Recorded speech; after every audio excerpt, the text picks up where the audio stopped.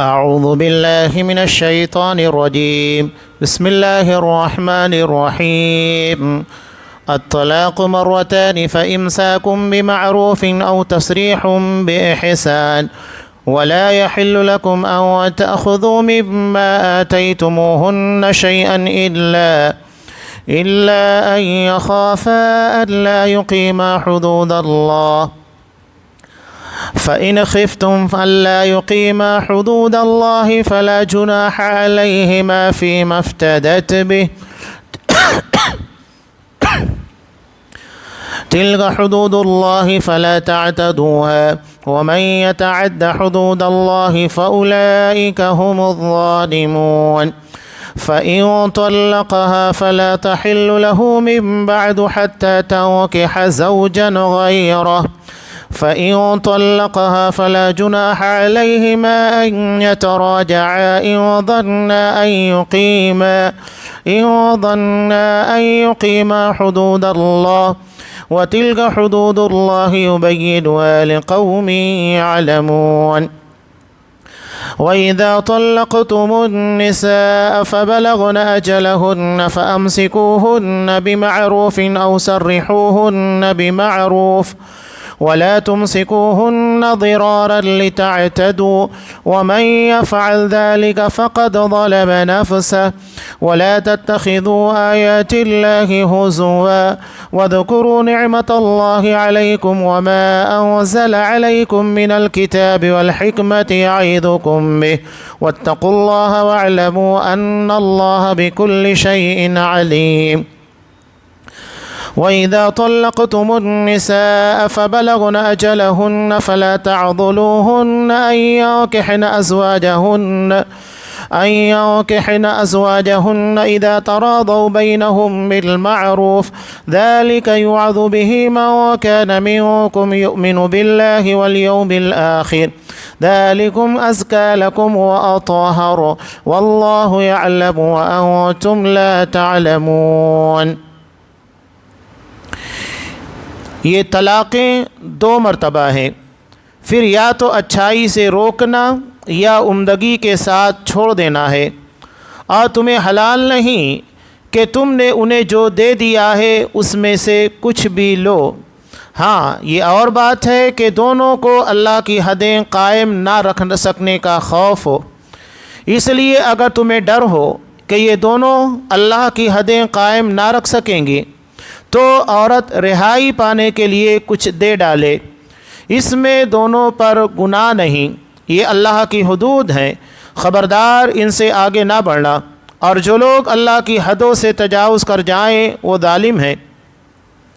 پھر اگر اس کو تیسری بار طلاق دے دے تو اب اس کے لیے حلال نہیں جب تک کہ وہ عورت اس کے سوا دوسرے سے نکاح نہ کرے۔ پھر اگر وہ بھی طلاق دے دے تو ان دونوں کو میل جول کر لینے میں کوئی گناہ نہیں، بشرطے کہ یہ جان لے کہ اللہ کی حدوں کو قائم رکھ سکیں گے۔ یہ اللہ تعالیٰ کی حدود ہیں جنہیں وہ جاننے والوں کے لیے بیان فرما رہا ہے۔ جب تم عورتوں کو طلاق دو اور وہ اپنی عدت ختم کرنے پر آئیں تو اب انہیں اچھی طرح بساؤ یا بھلائی کے ساتھ الگ کر دو، اور انہیں تکلیف پہنچانے کی غرض سے ظلم و زیادتی کے لیے نہ روکو۔ جو شخص ایسا کرے اس نے اپنی جان پر ظلم کیا۔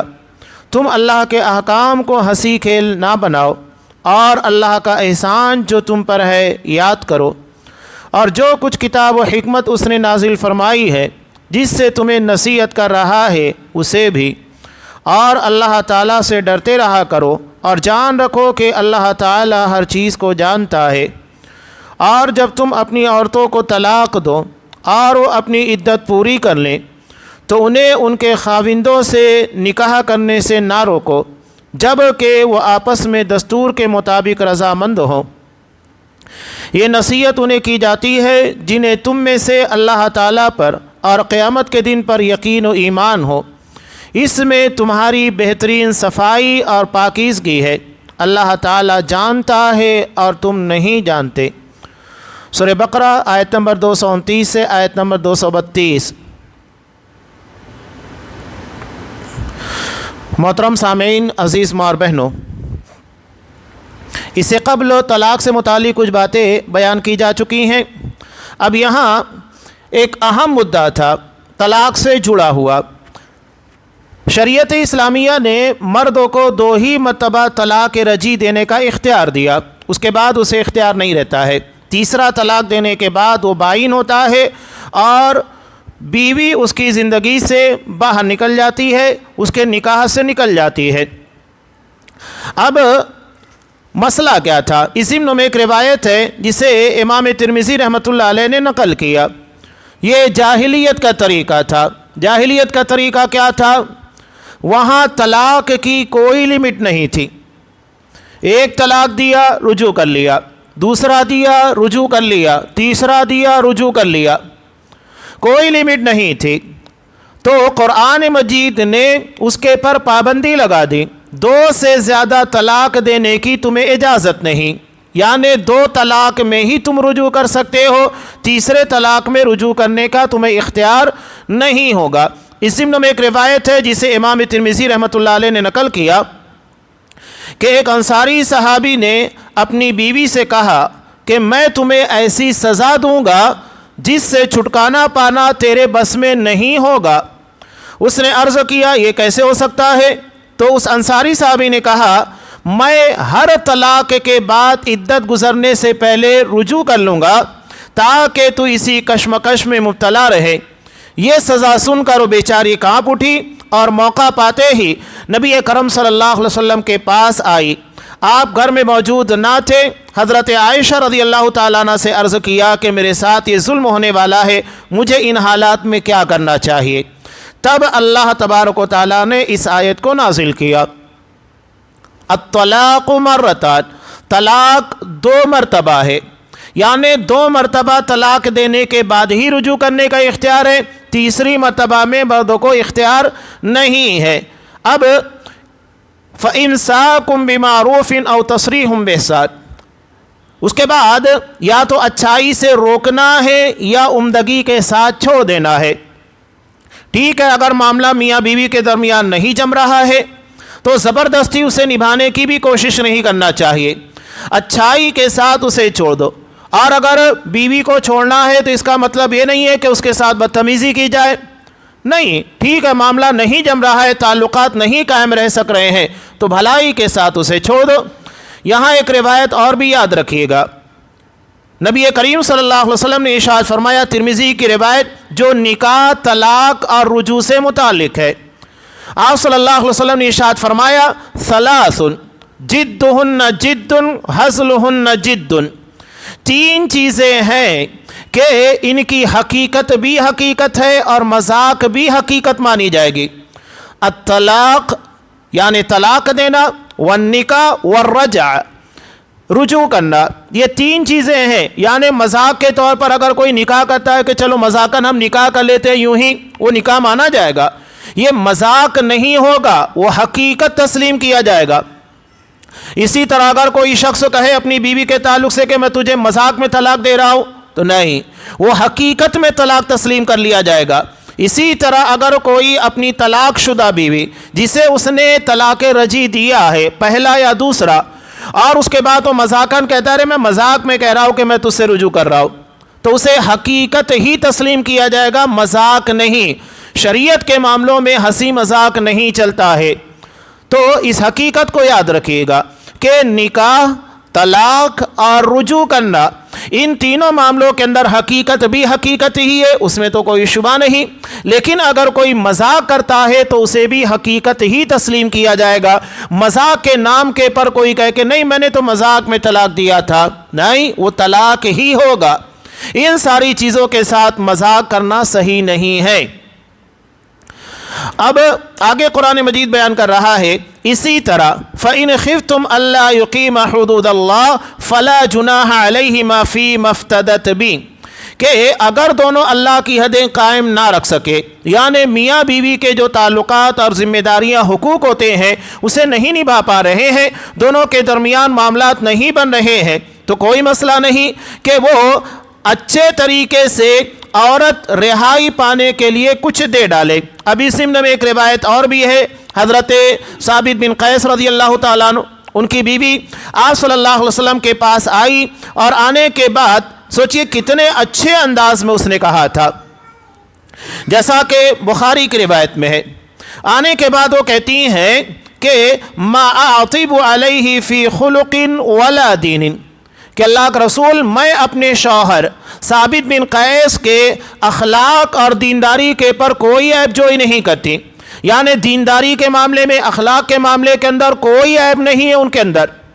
اب ولاکنی اکرہ الکفر فی الاسلام، لیکن میں اسلام میں کفر کو ناپسند کرتی ہوں۔ یہاں کفر کا مطلب وہ کفر نہیں ہے جسے ہم سمجھ رہے ہیں، یہاں کفر کا مطلب نافرمانی ہے، یعنی شوہر کے حقوق کی ادائیگی میں کوتاہی کرنا، میں اسے ناپسند کرتی ہوں۔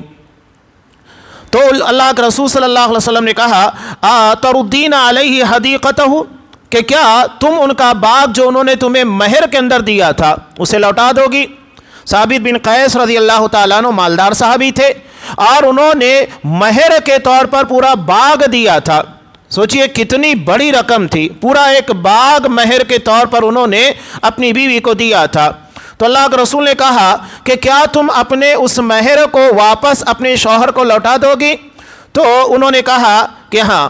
تب اللہ کے رسول صلی اللہ علیہ وسلم نے حضرت ثابت بن قیس رضی اللہ تعالیٰ عنہ سے کہا اقبل الحدیقہ وطلقها تطلیقا، اپنا باغ واپس لے لو اور انہیں ایک طلاق دے دو۔ یہ بخاری کی روایت ہے۔ اسے خلا سے تعبیر کیا جاتا ہے، یعنی جس طرح شریعت اسلامیہ نے مردوں کو اختیار دیا کہ اگر اس کے معاملات نہیں جم رہے ہیں اور ساری کوششوں کے باوجود بھی کہیں پر افہام و تفہیم کی شکل نظر نہیں آ رہی ہے، طلاق دے کر معاملہ ختم کر دیں، اسی طرح اگر بیوی اپنے شوہر سے متعلق مطمئن نہیں ہے اور اس کے ساتھ اس کا نہیں جم رہا ہے تو ایسی صورت میں وہ خلا کرائے گی۔ اب یہاں ایک مسئلہ اور بھی، دو چیزیں اس سے جڑی ہوئی ہیں۔ پہلی بات کہ واقعتاً شوہر کے اندر کوئی ایسی بات ہونا چاہیے جسے تسلیم کیا جائے جس کی بنیاد کے پر بیوی خلا کرائے۔ اگر بلا کسی عذر کے بیوی اپنے شوہر سے خلا کا مطالبہ کرتی ہے تو آپ صلی اللہ علیہ وسلم نے کہا وہ جنت کی خوشبو بھی نہیں پائے گی۔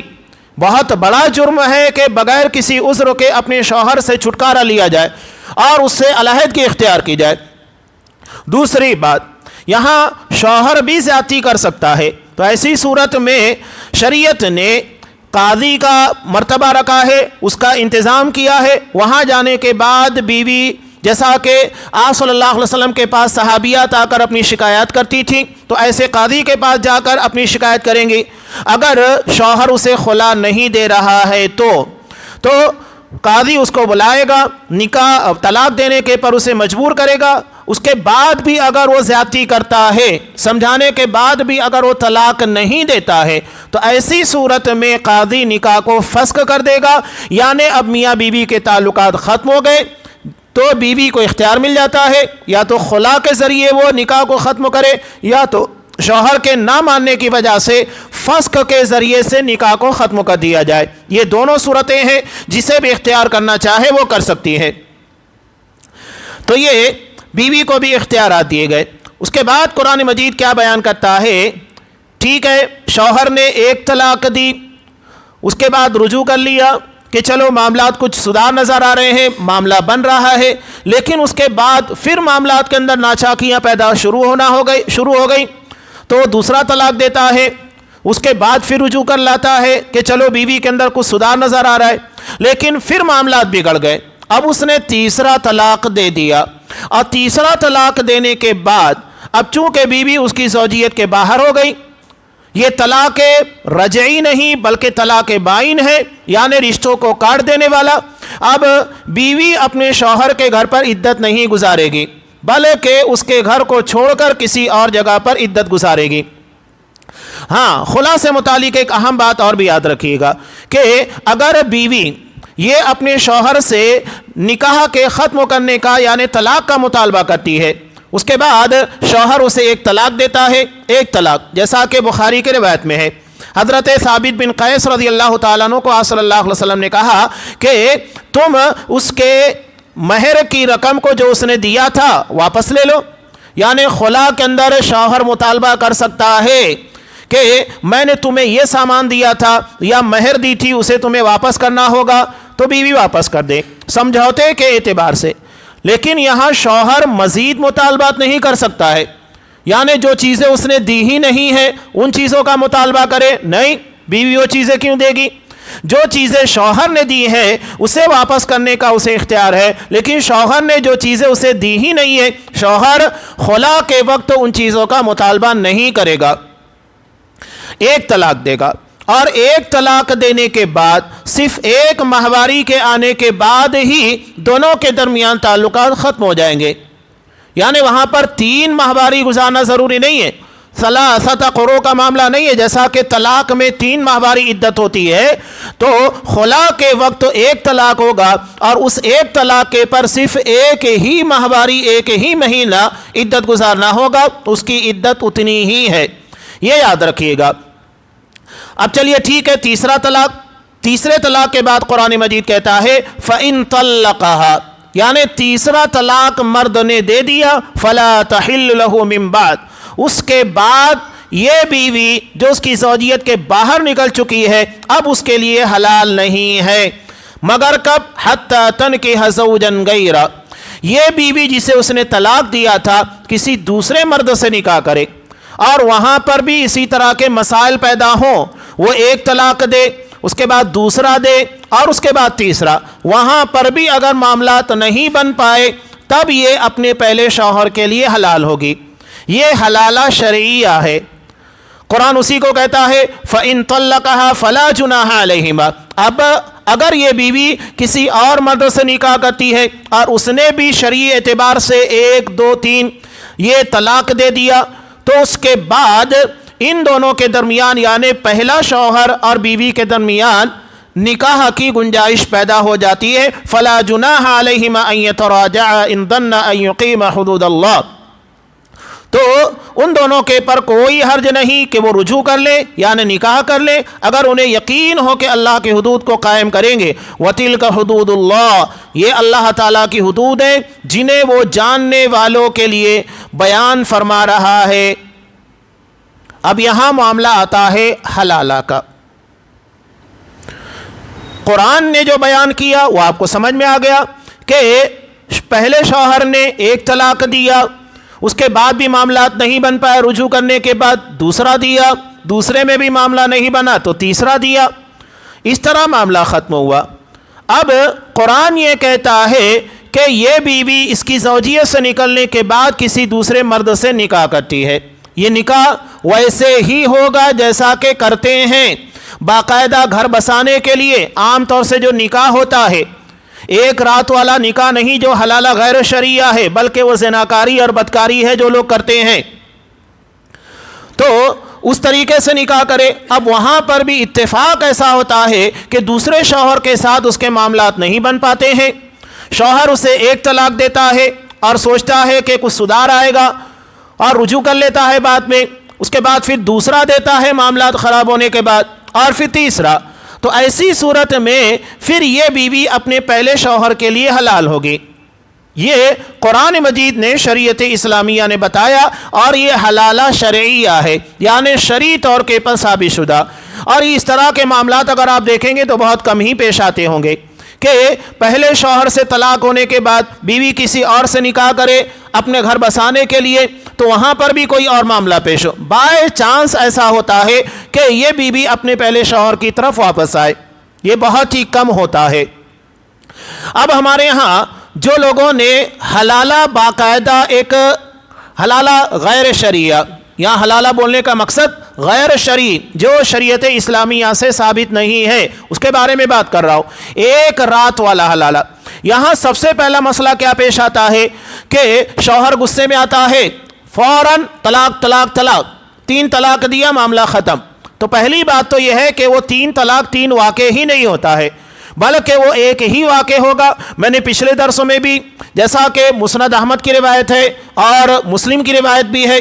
اب رہا مسئلہ حضرت عمر فاروق رضی اللہ تعالیٰ عنہ سے متعلق کہ ان کے ابتدائی 2 سالوں میں بھی ایک مجلس کی 3 طلاق کو ایک ہی مانا جاتا تھا اللہ کے رسول کے زمانے میں بھی، جیسا کہ مسلم کی روایت ہے حضرت عبداللہ ابن عباس رضی اللہ تعالیٰ عنہما سے، آپ صلی اللہ علیہ وسلم کے زمانے میں حضرت ابوبکر صدیق رضی اللہ تعالیٰ عنہ کا 2 سال سے زائد کا وقفہ تھا خلافت کا اس میں، اور حضرت عمر فاروق رضی اللہ تعالیٰ عنہ کے ابتدائی زمانے میں بھی۔ بعد میں حضرت عمر فاروق رضی اللہ تعالیٰ عنہ نے کہا کہ شریعت نے جس معاملے میں لوگوں کو غور و فکر کرنے اور اس بارے میں باقاعدہ سوچنے سمجھنے کا وقت دیا ہے، لوگ اس میں گھائی کر رہے ہیں، تو کیوں نہ میں اسے نافذ کر دوں، یعنی 3 کو 3 ہی نافذ کر دو۔ اب یہاں حضرت عمر فاروق رضی اللہ تعالیٰ عنہ کا مقصد یہ تھا کہ جب 3 کو 3 نافذ کر دیا جائے گا تو لوگ 3 طلاق نہیں دیں گے، اس لیے کہ انہیں معلوم ہو جائے گا کہ 3 کو 3 ہی مانا جائے گا تو 3 نہیں دیں گے، بچیں گے، یعنی ایک ہی مرتبہ میں معاملہ ختم ہو جائے گا۔ حضرت عمر فاروق رضی اللہ تعالیٰ عنہ کا یہ عمل اجتہادی تھا، اور بحیثیت حاکم انہوں نے ایک معاملے کو کنٹرول کرنے کے لیے کیا تھا۔ بعد میں انہوں نے اس سے رجوع کر لیا، لیکن اس کے بعد بھی حضرت علی رضی اللہ تعالیٰ عنہ، حضرت عبداللہ ابن عباس رضی اللہ تعالیٰ عنہ، ان کے اپنے بیٹے حضرت عبداللہ بن عمر ہے، ایسے عبد الرحمن ابن عوف ہے، کئی صحابہ کے بارے میں وضاحتاً ملتا ہے کہ حضرت عمر فاروق کے ایک مجلس کے 3 طلاق کو 3 نافذ کرنے کے بعد بھی یہ ایک ہی کا فتویٰ دیا کرتے تھے، انہوں نے اسے تسلیم نہیں کیا۔ بعد میں حضرت عمر فاروق رضی اللہ تعالیٰ عنہ نے اس سے رجوع کر لیا۔ یہ دراصل انتظامی مسئلہ تھا، جیسا کہ ایک مسئلہ میں بھی آپ کے سامنے اور بیان کروں، کچھ حالات کے اعتبار سے کچھ چیزیں ہوتی ہیں جو حاکم وقت نافذ کرتا ہے۔ اب دیکھیے حضرت عمر فاروق رضی اللہ تعالیٰ عنہ ان کے زمانے میں ان کے خلافت کے زمانے میں انہوں نے حج تمتع سے منع کیا۔ حج تمتع کا مطلب کیا ہوتا ہے؟ حج 3 طرح کا ہے، ایک حج افراد ہے، یعنی جس میں صرف حج ادا کیا جاتا ہے، عمرہ نہیں۔ ایک ہوتا ہے حج قران، قران کا مطلب ہوتا ہے جوڑنا، جوائن کرنا، یعنی اس میں حج اور عمرہ دونوں کی نیت کی جاتی ہے۔ اب ایسی صورت میں جب حاجی وہاں پر جائے گا، عمرہ ادا کرے گا، عمرہ ادا کرنے کے بعد وہ احرام نہیں اتار سکتا، اس لیے کہ اس نے حج اور عمرہ دونوں کا احرام باندھا ہے۔ تو ایسی صورت میں جب تک وہ حج نہیں ادا کرے گا احرام نہیں کھولے گا، یہ حج قران ہے، اور آپ صلی اللہ علیہ وسلم نے حج قران ہی ادا کیا تھا۔ اس کے بعد آپ نے کہا کہ جو بات مجھے بعد میں معلوم ہوئی، یعنی حج تمتع سے متعلق، تو یقیناً میں اسی کو کرتا۔ آپ صلی اللہ علیہ وسلم نے کہا کہ اگر میں آئندہ سال زندہ رہا تو حج تمتع ہی کروں گا۔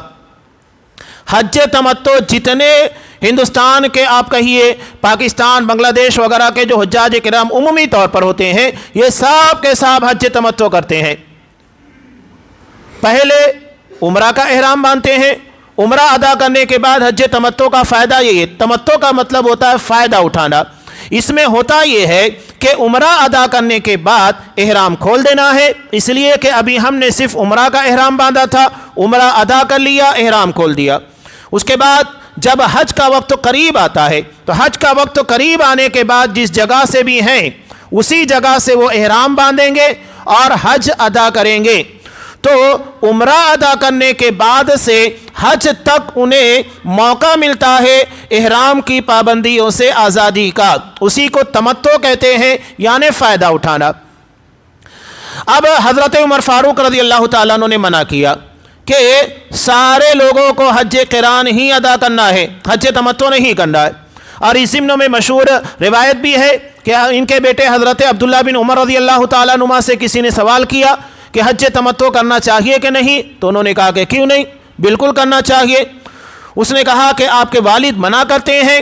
اب یہاں پر والد اور رسول اللہ صلی اللہ علیہ وسلم، اور والد بھی کون ہیں؟ حضرت ابوبکر صدیق کے بعد جن کا مقام آتا ہے، ملہم شخصیت۔ آپ صلی اللہ علیہ وسلم نے کہا کہ اگر کسی امت کے اندر، میری امت کے اندر، ہر امت کے اندر ایک ملہم ہوتا تھا، اور میری امت کے اندر اگر کوئی ملہم، یعنی اللہ جس کے دل میں شریعت کے احکامات کو ڈالتا ہے کہ وہ اس کا مطالبہ کرے اور اس کے مطالبے کے پر شرعی احکامات نازل ہو، تو وہ حضرت عمر فاروق ہے۔ حضرت عمر فاروق کے مقام اور مرتبے کو آپ نے بیان کیا، لو کان بعدی نبی لکان عمر، کہ اگر میرے بعد کوئی نبی ہوتا تو عمر ہوتے، یہ مقام اور مرتبہ۔ تو جب یہ سوال ہوا کہ آپ کے والد منع کرتے ہیں تو حضرت عبداللہ بن عمر رضی اللہ تعالیٰ عنہما نے سوال کا جواب دینے کے بجائے الٹا سوال کیا، کہا کہ یہ بتاؤ دین کے معاملے میں میرے باپ کی بات مانی جائے گی یا تو رسول کی؟ اس نے کہا کہ اللہ کے رسول کی۔ تو کہا کہ حج تمتع کرو، اس لیے کہ اللہ کے رسول نے اجازت دی ہے۔ اب یہاں مسئلہ کیا تھا وہ بتانا مقصود ہے۔ حضرت عمر فاروق رضی اللہ تعالیٰ عنہ نے حج تمتع سے کیوں منع کیا؟ حج تمتع کا معاملہ کیا ہے؟ عمرہ ادا کرنے کے بعد احرام سے فارغ ہو گئے، یعنی اب میاں بیوی اپنے تعلقات قائم کر سکتے ہیں، احرام کی پابندی ختم ہو گئی ہے۔ اس وقت آج کی طرح انتظامات نہیں تھے، بلکہ لوگ خیمے کے اندر رہا کرتے تھے، پردے کا اتنا معقول نظم نہیں تھا جس کی بنیاد کے پر بے پردگی کا خطرہ منڈلاتا تھا، تو لوگوں کے درمیان اس طرح بے پردگی نہ ہو، انہوں نے اس معاملے کو دبانے کی کوشش کی تاکہ بے حیائی اور بے پردگی لوگوں کے درمیان نہ ہو۔ حج قران کا حکم دے دیں گے، لوگ احرام کی حالت میں ہوں گے اور میاں بیوی کے درمیان تعلقات قائم ہی نہیں ہوں گے تو بے پردگی کا معاملہ نہیں اٹھے گا، اس لیے انہوں نے یہ کہا تھا۔ انہوں نے شریعت کے احکام کو بدلا نہیں تھا، بلکہ حالات کے تقاضے کے اعتبار سے انہوں نے کہا تھا تاکہ شریعت کے مطابق عمل کرنا آسان ہو جائے۔ اور حج قران کرنے کو کہا تو انہوں نے کوئی غلط تھوڑی کہا، اس لیے کہ حج قران بھی کیا جا سکتا ہے، آپ صلی اللہ علیہ وسلم نے اس کی اجازت دی ہے۔ تو یہ حضرت عمر فاروق کا مسئلہ انتظامی اور تدبیری طور پر تھا، لیکن بعد میں انہوں نے اس سے رجوع کر لیا۔ اب ہمارے یہاں لوگوں نے جو مذاق بنا لیا ہے دین کو، بڑا افسوس ہوتا ہے کہ پہلی بات تو یہ ہے کہ لوگوں کو نکاح کے بعد اتنا شعور نہیں ہے کہ ایک مجلس میں 3 طلاق دینا ہی نہیں چاہیے، دے ڈالتے ہیں اور اس کے بعد چلو دے دیا، اس کے بعد آپ صلی اللہ علیہ وسلم کی احادیث ان کو بتا دی جائے، نہیں مانتے ہیں، مسئلہ کاڑے آ جاتا ہے۔ تو آپ لوگوں نے اللہ کے رسول صلی اللہ علیہ وسلم کے دین کے پر ایمان لایا ہے یا تو اپنے امام کے مسلک کے پر؟ کون سی چیز ہے جو تمہارے نزدیک معیار ہے؟ اللہ کے رسول صلی اللہ علیہ وسلم کا عدالت نبی کا فیصلہ یا تو پھر آپ کے اپنے امام کا بنایا ہوا فقہ؟ فیصلہ کیجئے۔ آپ صلی اللہ علیہ وسلم کا کلمہ پڑھتے ہو تو نبی کے فیصلے کو تسلیم کرو۔ آپ صلی اللہ علیہ وسلم نے ایک مجلس کی 3 طلاق کو 3 نہیں قرار دیا، ایک ہی قرار دیا۔ مسند احمد کی بالکل واضح روایت، مسلم کی واضح روایت، اس کے بعد کیوں یہ ساری چیزیں کی جاتی ہے؟ چلو یہ معاملہ ہو گیا۔ اب اس کے بعد ایک نیا ہتھ کنڈا حلالہ کے نام کے پر، یہاں تک کہ باقاعدہ بہت ساری جگہ کے پر یہ کرائے کے سانڈ، یہ لوگ حضرت عمر فاروق رضی اللہ تعالیٰ عنہ کا یہ معاملہ تو بیان کرتے ہیں کہ حضرت عمر فاروق نے ایک مجلس کی 3 طلاق کو 3 قرار دیا، تو آپ لوگ حضرت عمر فاروق کا یہ معاملہ کیوں نہیں بیان کرتے کہ انہوں نے کہا کہ اگر میرے سامنے کوئی حلالہ کرنے والا لایا گیا تو میں اسے سنسار کر دوں گا، پتھروں سے مار مار کر اس کی جان لے لوں گا، یہ کرائے کا سانڈ ہے۔ تو یہ چیزیں کیوں نہیں بیان کی جاتی ہے؟ آپ صلی اللہ علیہ وسلم کی کتنی واضح روایت، ترمذی کی، لعن اللہ المحلل والمحلل لہ، کہ اللہ کی لعنت ہو حلالہ کرنے والے حلالہ کروانے والے دونوں کے پر آپ صلی اللہ علیہ وسلم نے لعنت بھیجی۔ جب ایک لعنتی عمل ہے تو وہ کیسے باعث برکت اور صحیح ہو سکتا ہے جس کے پر آپ صلی اللہ علیہ وسلم نے لعنت بھیجی ہے؟ اب یہاں بڑا افسوس ہوتا ہے، عقلی طور کے پر بھی آپ غور کیجئے، اس میں خطا اور غلطی کس کی ہوتی ہے؟ عورت کی ہوتی ہے؟ بیوی کی ہوتی ہے؟ نہیں، خطا مردوں کی ہوتی ہے جس نے 3 طلاق دیا غصے میں آنے کے بعد۔ اب اس کی سزا کسے بھگتنا ہے؟ بیوی کو۔ یہی وجہ ہے کہ بہت ساری جگہ پر اس طرح کے معاملات آئے۔ پاکستان کے اندر ایک بڑے گھر کی عورت کو جب کہا گیا، اس کے شوہر نے 3 طلاق دے دیا، اب 3 طلاق دینے کے بعد باقاعدہ اس کے بارے میں شرجیل نامی ایک رائٹر ہے، بڑی محنت سے اس نے تیار کی ہے اور اس کتاب کا نام ہی ہے حلالہ کی چھری۔ وہ پورے واقعات نقل کیے ہیں، بڑے پڑھ لیں گے آپ حیران ہو جائیں گے کہ لوگوں نے دین کا کیسا کھلواڑ بنایا ہے۔ اور آج ہمارے پر جو حکومت کی طرف سے تعزیانہ مسلط کیا گیا، یہ اسی وجہ سے ہے کہ 3 طلاقوں کو کرمنل لا کے اندر ڈال دیا گیا ہے، حالانکہ وہ کرمنل لا نہیں ہے بلکہ ہمارا سماجی مسئلہ ہے، یہ ان لوگوں کی شرارت کی وجہ سے ہے۔ اب ٹھیک ہے، جب معاملات چل رہے تھے تو کیوں نہیں آپ لوگوں نے کتاب و سنت کے معاملات کو، مسائل کو ان لوگوں کے سامنے پیش کیا کہ سلفیوں کے نزدیک، اہل حدیثوں کے نزدیک قرآن و حدیث کی روشنی میں ایک مجلس کی 3 طلاق کو ایک ہی مانا جاتا ہے۔ نہیں پیش کیا گیا. یعنی اب اسلام کے نام کے پر اپنے مسلک کی نمائندگی کی جا رہی ہے, اسلام کی نمائندگی نہیں کی جا رہی ہے. آپ وہاں اسلام کی نمائندگی کیجئے نا مسلم پرسنل لا میں, وہ آپ کا پرسنل لا نہیں ہے, مسلک والا نہیں ہے, اسلام والا ہے, تو اسے اسلام کے نام کے پر چلنے دو, اپنے مسلک کے نام پر مت چلاؤ. اب وہاں اس طرح کے معاملات پیش ہی نہیں کیے گئے.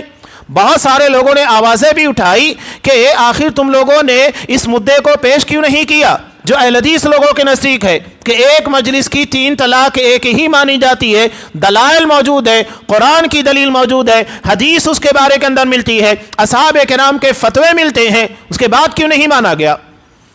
آخرکار تازیہ نہ مسلط ہو گیا. اب یہ چوری چھپے سارے کام کر رہے ہیں, حکومت کی نظر میں اپنے آپ کو نہ لاتے ہوئے. تو یہ پاکستان کے اندر یہ مسئلہ پیش آیا تو بیوی نے بہت پیاری بات کہی, کہا کہ غلطی میری تھوڑی ہے, میں نے تھوڑی 3 طلاق مانگا تھا, غلطی شوہر نے کی ہے, اس کا حلالہ کراؤ, میرا کیوں کرا رہے ہو؟ صحیح بات ہے. اور اس کے علاوہ بہت سارے واقعات ایسے لکھے ہیں کہ باقاعدہ یہ کرائے کے سانڈ جو بڑے بڑے مفتی اور علامہ بنتے ہیں, یہ لوگوں کی عزتوں سے کھیلتے ہیں. وہ کہتے ہیں, شرجیل نامی رائٹر لکھتا ہے کہ میں حلالہ سینٹر چلا گیا تو اتفاق سے وہاں ایک مفتی صاحب جو ایک جامع مسجد کے امام تھے, ان کا کال آ گیا اور فون اسپیکر کے پر تھا. وہ کہہ رہے تھے کہ حضرت آپ نے کل جو حلالہ کے لیے بھیجا تھا اس میں مجھے بڑا مزہ آیا, نعوذ باللہ, جسے حضرت عمر فاروق کہہ رہے ہیں کہ میں انہیں پتھروں سے مار مار کر سنسار کر دوں گا. یہ مسلک کے نام کے پر اپنی شہوت مٹاتے ہیں, یہ مسلک کے نام کے پر عزتوں سے کھلواڑ کرتے ہیں. اگر دین کو ہٹا دیا جائے تو ان کو مجال نہیں ہے کس طرح عزتوں سے کھیل پائے. باقاعدہ اس کے اندر لکھا ہے کہ ایک مفتی صاحب وہ کہتے ہیں کہ میں نے 250 مرتبہ حلالہ کیا ہے, نعوذ باللہ. وہ حلالہ نہیں, زنا ہے, بدکاری ہے, اور دھڑلے کے ساتھ اسے مسلک کی آڑ میں جاری کیا گیا ہے, کر رہے ہیں. اب یہاں کچھ واقعات بڑے افسوسناک بھی ہوتے ہیں. یو پی کا ایک واقعہ ہوا یوں کہ میاں بیوی انتہائی عمر دراز تھے, عمر دراز بوڑھے تھے. اب اس حالت میں شوہر نے اپنی بیوی کو طلاق دے دیا. اب حلالہ کے لیے ڈھونڈا جا رہا ہے. اب بڑھیا ہے تو کوئی تیاری نہیں ہو رہا ہے حلالہ کرنے کے لیے. یعنی حلالہ تم اسلام کے نام کے پر لوگوں کی سہولیات کے لیے نہیں, اپنے مزے کے لیے استعمال کرتے ہو. تو پریشان ہے, کوئی حلالہ کرنے کے لیے بڑھیا کا تیار ہی نہیں ہے. اب بڑھیا سے کا ساتھ کون حلالہ کرے گا؟ اس طرح کے بہت سارے معاملات. باقاعدہ اس میں ایک بڑے گھر کا لکھا کہ ایک زمین بڑا آدمی تھا, سیٹ آدمی تھا, اللہ نے نوازا تھا. وہ اپنی بیوی کو طلاق دے دیا, ایک ہی مجلس میں 3 طلاق. اب پریشان, حلالہ کرنا ہے, وہ ڈھونڈ رہا ہے. تو اس نے اپنے گھر کے نوکر کے ساتھ ہی حلالہ کروایا تاکہ گھر کا آدمی یہ کہاں جائے گا, صبح یہ میرے حوالے کر دے گا. اب ہو گیا ٹھیک ہے معاملہ. لیکن بیوی انتہائی خوددار اور غیرت مند تھی. نکاح ہو گیا. نکاح ہونے کے بعد نوکر کے ساتھ اس نے رات بتائی, اور صبح جب اس کا سابق شوہر آتا ہے اور نوکر کو کہتا ہے کہ اسے طلاق دے تاکہ میں نکاح کر سکوں, تو بیوی اس سے پردہ کرتے ہوئے کہتی ہے کہ آپ کون, نکلو یہاں سے, یہ میرا شوہر ہے اور یہ کیوں طلاق دے گا, اور آپ ہوتے کون ہیں طلاق دلوانے والے, یہ میرا شوہر ہے. اور اس نے اسی کے ساتھ زندگی بتائی, اپنے شوہر کو چھوڑ دیا. ایسے بہت سارے معاملات. یہاں تک کہ اسلام کے بارے میں جو زیادہ علم نہیں رکھتے ہیں, اگر کبھی ان لوگوں سے ایسا معاملہ پیش آ جاتا ہے کہ ایک مجلس میں 3 طلاق دے دیا, تو لوگ آتے ہیں اور انہیں جب یہ بتایا جاتا ہے کہ تمہاری بیوی کا حلالہ کرنا ہوگا, بہت سارے معاملات ہمارے پاس بھی آئے. یہاں تک کہ ایک شخص آیا, نوجوان بچہ تھا, اور شریعت کے بارے میں اسے زیادہ علم نہیں تھا, اور وہ آ کر کہنے لگا کہ میں نے جذبات میں آنے کے بعد اپنی بیوی کو 3 طلاق دے دیا. اب 3 طلاق کے دینے کے بعد میں جب اس کے بارے میں فتویٰ پوچھنے گیا تو کہتے ہیں کہ حلالہ کرنا ہوگا, کسی دوسرے مردوں کے پاس بھیجنا پڑے گا. میں اس کے لیے تیار ہوں ہی نہیں, اور نہ میری بیوی تیار ہے. تب اسے منصورہ بھیج کر جو کتاب و سنت کے صحیح مسائل تھے اس کی روشنی میں, کتاب و سنت کی روشنی میں فتویٰ دیا گیا اور وہ رجوع کر لیا. گھر کے لوگ بالکل تیار نہیں تھے کہ نہیں حلالہ کروانا ہی ہوگا, لیکن میاں بیوی کہا کہ نہیں, کسی صورت میں ہم کروانے کے لیے تیار نہیں ہیں. کافی پہلے انقلاب کے اندر بھی ایک مسئلہ پیش آیا تھا اور وہ عبرتناک بھی ہے. ہوا یوں کہ मुंबई के अंदर वहाँ शहर के अंदर ही बेस्ट बसेस की सर्विस है। तो एक मुसलमान ड्राइवर था, उसने अपनी बीवी को एक नया चप्पल ला कर दिया, नया चप्पल ला कर दिया। अब इत्तेफाक ऐसा हुआ कि उसने देखा कि एक थिएटर के अंदर एक नकाब पोश औरत किसी मर्द के साथ वही चप्पल पहने हुए अंदर दाखिल हो रही है। उसकी गैरत कतान इस बात को बर्दाश्त नहीं की, गुस्से में आ गया। गुस्से में आने के बाद फौरी तौर के पर घर जाता है। जब घर जाता है अपना नौकरी का वक्त बिताने के बाद, सर्विस पूरी करने के बाद, घर जाते ही साथ तलाक तलाक तलाक खत्म। बीवी हैरान कि आखिर तुमने मुझे तलाक क्यों दिया है, क्या वजह है। अब शौहर तो इंतहाई गुस्से में है। अब उसके बाद गुस्सा थोड़ा ठंडा होता है तो कहता है कि मैंने तुम्हें किसी दूसरे मर्द के साथ थिएटर के अंदर जाते हुए देखा था, यही चप्पल पहने हुए।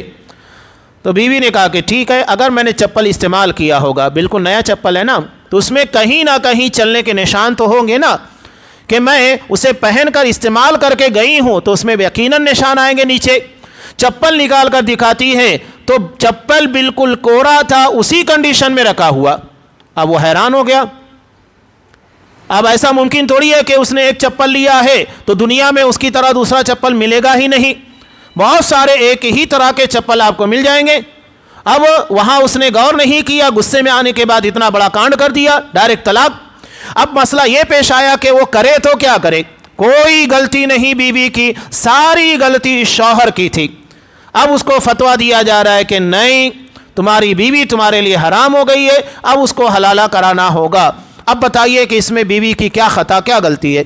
बहुत जुल्म किया इन लोगों ने मसलक के नाम के पर, औरतों के पर बेइंतहार। आज भी ये जुल्म हुकूमत के कानून बनाने के बाद भी चोरी छुपे जारी है। मजबूर किया जाता है कि नहीं, तुम्हें हलाला करवाना होगा, उसके बगैर चाराकार नहीं है। बाज़ जगह के पर नाबीना लोगों को रख लिया गया है ताकि मसला पैदा ना हो, नाबीना होगा तो आसानी के साथ मामला ख़त्म हो जाएगा। शरीयत को मजाक बना लिया गया है, खेल तमाशा बना लिया गया है, और उसी बुनियाद के पर आज गैरों ने जो हमारे दीन के अंदर इंटरफेयर किया है, हुकूमत ने किया है, ये हमारी नाअहली और नालायकी की बुनियाद पर। बल्कि बाकायदा इन लोगों के सामने जब शरीयत के सही निज़ाम को पेश किया जाता है तो हैरान रह जाते हैं। एक वकील के सामने शेख अबू रिजवान साहब ने जब तलाक के मुतालिक काफ़ी मसला जारी था, उन्होंने शरीयत का पूरा सिस्टम बयान किया कि तुम्हें तलाक देना है तो कैसे देना होगा। उस तोहर के अंदर जिसमें बीवी के साथ हमबिस्तरी नहीं की गई हो, एक ही तलाक देना है, और एक तलाक देने के बाद 3 माहवारी यानी 3 महीने की इद्दत होगी, और इस इद्दत के अंदर वो अपने शौहर के घर रहेगी ताकि दोनों के दरमियान मामला हल होने की गुंजाइश निकले। उसके बाद भी अगर मामला नहीं बनता है तो ठीक है, उसे अपनी ज़िंदगी से अलहदा कर दो, दूसरा तलाक, उसके बाद और तीसरे तलाक के अंदर दोनों के दरमियान मामला ख़त्म होते हैं। ऐसे नहीं। तो वो कहने लगा कि अगर ये निज़ाम और ये सिस्टम है तो दुनिया में इससे बेहतर निज़ाम हो ही नहीं सकता है, और यकीनन जो अल्लाह का नाजिल करदा निज़ाम है उससे बेहतर निज़ाम नहीं हो सकता। ये लोगों ने शरीयत को खिलवाड़ बनाया है, उसे बिगाड़ा है। ऐसे बहुत सारे मामलात हैं। आप हलाला की छुरी पढ़िए, शर्जील नामी राइटर ने लिखा है, तो बहुत सारे वाक़यात आपको मिलेंगे। यहाँ तक कि बाकायदा आपको हिंदुस्तान के अंदर भी जगह जगह के पर ये सेंटर मिलेंगे, और ऐसे उलमा नहीं कहना चाहिए ये, बल्कि आलिमों के नाम के पर धब्बा हैं। ये लोग बाकायदा इस तरह के धंधे चलाते हैं, मजबूर करते हैं। और बहुत सारे वाक़यात मालेगांव के अंदर भी इस तरह पेश आए कि अगर कोई बड़े घर का मसला पेश आया और लगता था कि नहीं वहाँ से निकल जाएगा, अहल हदीस हो जाएगा, तो क्या करते हैं, उसे कहते हैं काम करो तुम अहल हदीस के पास जाओ, फतवा लो, वो तुम्हें 3 तलाक को 1 करा देंगे, एक मजलिस की 3 तलाक 1 बना देंगे शरीयत एतबार से, और फिर तुम अपनी बीवी के साथ रुजू कर सकते हो। यानी बड़े लोगों के लिए कानून अलग है कि अगर उन्हें लगता है कि हमारे हाथों से निकल जाएगा तो फिर उसके लिए कानून अलग। पाकिस्तान के अंदर बाकायदा एक बड़ा मसला पेश आया था कि क्रिश्चियन लोग, 2 क्रिश्चियन थे, मियाँ बीवी थे, मुसलमान हुए। ठीक है, मुसलमान होने के बाद उन लोगों के दरमियान भी इसी तरह मसला पेश आया, मियाँ बीवी की ज़िंदगी है, नाचाकी हो सकती है। अब शौहर ने 3 तलाक दे दिया। अब फतवा पूछने के लिए जब वो एक आलिम के पास आए तो انہوں نے کہا، عالم سمجھدار تھے، تو وہ کہنے لگے کام کرو، فلاں جگہ کے پر اہل حدیث علماء ہے، وہاں پر آپ جائیے اور اس مسئلے کو بیان کیجئے، آپ کو فتویٰ دیں گے، آپ جو طلاق دی ہیں 3 طلاق کو ایک ہی مانی جائے گی اور اپنی بیوی سے رجوع کر سکتے ہیں۔ تو بعد میں لوگوں نے کہا کہ حضرت آپ نے ایسا کیوں کیا؟ کہا کہ تم بات کر رہے ہو کہ اس بنیاد کے پر ہمارا مسلک داؤں کے پر لگ گیا ہے، یہاں مسلک چھوڑیے، اس کا ایمان داؤں پر لگا ہوا تھا، اسے یہ بات جب معلوم پڑتی تو وہ اسلام ہی چھوڑ دیتا، دوبارہ کرسچن بن جاتا، کہ جس کے اندر اس طرح لوگوں کے ساتھ زیادتیاں کی جاتی ہیں۔ ایسے بہت سارے معاملات ہیں اور آئے دن اس طرح کے معاملات پیش آتے رہتے ہیں، انسان فطری طور کے پر بھی ان چیزوں کو برداشت نہیں کرتا ہے۔ اب آگے جو چیزیں بیان کی جا رہی ہے کہ طلاق کے بعد جب رجوع کرنا ہے، تو قرآن نے اس کے تعلق سے بیان کیا کہ اگر وہ اپنی عدت کو پوری کر لیں اور تمہیں لگتا نہیں ہے کہ رجوع کرنا ہے تو ایک کام کرو، انہیں آسانی کے ساتھ علیحدہ کر دو، اور اگر تم انہیں روکنا چاہتے ہو تو بھلائی کے ساتھ روکو، یہ نہیں کہ تکلیف دینے کے لیے کہ ابھی ایک طلاق کا اور موقع ہے، میں خوب تکلیف دوں گا اس کے بعد تمہیں طلاق دوں گا، نہیں، کہیں پر کسی قسم کی زیادتی نہیں ہونا چاہیے۔ قرآن نے اسی لیے کہا وَلَا تَتَّخِذُوا آیَاتِ اللَّهِ ہُزُوًا، اللہ کی آیات یعنی اس کے احکامات، اس کے دین کو مذاق مت بناؤ، جو آج حلالہ کے نام کے پر لوگوں نے مذاق بنا لیا ہے۔ اب اس میں جڑا ہوا ایک مسئلہ اور بھی ہے کہ شرعی اعتبار سے ہوتا کیا ہے، ایک طلاق دیا مرد نے، اب اس کے بعد عدت ختم ہو گئی، عدت کے اندر کیا فائدہ ہوتا ہے؟ بغیر نکاح کے بیوی سے رجوع کیا جا سکتا ہے، لیکن عدت کے ختم ہونے کے بعد پہلا اور دوسرا طلاق اگر مرد نے رجوع نہیں کیا تو ایسی صورت میں بیوی اس کی زوجیت کے باہر ہو جاتی ہے۔ اب اگر وہ اپنی بیوی کو واپس لانا چاہتا ہے تو اسے نیا نکاح اور نئی مہر دینا ہوگا۔ اب یہی مسئلہ ایک مرتبہ پیش آیا تھا، حضرت معقل بن یسار رضی اللہ تعالیٰ عنہ، ان کی بہن کا مسئلہ تھا۔ اب انہوں نے ایک انصاری کے ساتھ اپنی بہن کا نکاح کر دیا، طلاق ہوا، طلاق ہونے کے بعد عدت گزر گئی لیکن رجوع نہیں ہوا۔ اب عدت کے خاتمے کے بعد دوبارہ وہ انصاری صحابی حضرت معقل بن یسار رضی اللہ تعالیٰ عنہ کی بہن سے نکاح کرنا چاہتے تھے، تو حضرت معقل بن یسار رضی اللہ تعالیٰ عنہ اس کے لیے راضی نہیں تھے۔ اب چونکہ وہی ان کے ولی تھے، سرپرست تھے، تو ایسی صورت میں قرآن مجید نے بیان کیا کہ فَلَا تَعْضُلُوهُنَّ يَنْكِحْنَ أَزْوَاجَهُنَّ، کہ اگر میاں بیوی دوبارہ نکاح کرنے کے لیے تیار ہیں تو ولی لوگوں کو روکنا نہیں چاہیے۔ قرآن صاف کہہ رہا ہے، ولی کا مطلب کیا ہوتا ہے؟ ذمہ داری نبھانے والا، صحیح اور غلط کے بارے میں فیصلہ کرنے والا، زبردستی بیوی کے پر اپنا فیصلہ تھوپنے والا نہیں۔ اگر وہ صحیح فیصلہ لے رہی ہے تو پھر ولی کو اجازت نہیں ہے کہ اس کے اندر اڑنگی ڈالیں، نہیں، یہ غلط طریقہ ہے۔ اور ایک بات یہ بھی معلومی، کچھ لوگوں کے یہاں ولی کی ضرورت نہیں، حالانکہ ابو داؤد کی روایت بالکل واضح، احناف کے یہاں بغیر ولی کے نکاح ہو سکتا ہے، نہیں، آپ صلی اللہ علیہ وسلم کی ضمنوں میں واضح روایت ہے کہ لا نکاح الا بولی، کہ نکاح ولی کے ساتھ ہی ہوگا، ولی شرط ہے۔ اور اگر کوئی عورت بغیر ولی کے نکاح کرتی ہے فَنِكَاحُهَا باطل فَنِكَاحُهَا باطل فَنِكَاحُهَا باطل، آپ نے 3 مرتبہ کہا اس کا نکاح باطل ہے، باطل ہے، باطل ہے، ختم ہو گئی بات۔ بغیر نکاح ولی کے نکاح نہیں ہوتا ہے، لیکن ولی کا مطلب یہ بھی نہیں ہوتا ہے کہ وہ زبردستی کرے اور اپنی مرضی لڑکی کے پر تھوپنے کی کوشش کرے۔ تو یہ نکاح سے متعلق چند اہم احکامات تھے۔ اب اس کے بعد رضاعت یعنی بچوں کو دودھ پلانا، اور متوفی عنہا زوجہا، وہ عورت جس کے شوہر کا انتقال ہو جاتا ہے، اس کے متعلق اور مہر سے متعلق احکامات ہوں گے جو آئندہ درس میں بیان کیے جائیں گے۔